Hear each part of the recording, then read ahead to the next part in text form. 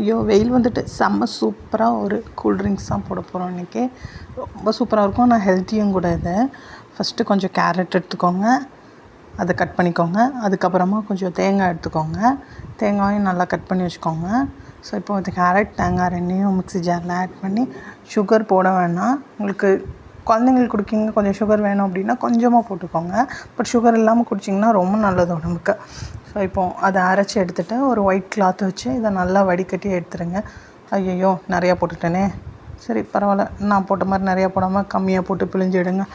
பாருங்களேன், கீழே எவ்வளோ திக்கான தேங்காய் பாலோடு சேர்த்து இந்த கேரட் செம்ம சூப்பராக இருக்குதுன்னு சொல்லிட்டு இது ரொம்ப நல்லாயிருக்கும், ரொம்ப டேஸ்ட்டாக இருக்கும். இதை நீங்கள் குடிச்சு பாருங்கள். அதுக்கப்புறமா நான் ஆல்ரெடி சப்ஜா சீட்ஸ் கொஞ்சம் தண்ணியில் போட்டு வச்சுருந்தேன். ஸோ அதை சேர்த்துட்டு இந்த ஜூஸையும் அப்படியே ஊற்றி கலந்து ஃப்ரிட்ஜில் வச்சு குடிச்சு பாருங்கள், செம்ம சூப்பராக இருக்கும். செஞ்சு குடிச்சிட்டு எப்படி இருந்துச்சுன்னு சொல்லி கமெண்டில் வந்து சொல்லுங்கள். அப்புறம் மறக்காமல் சப்ஸ்கிரைப் பண்ணிடுங்க.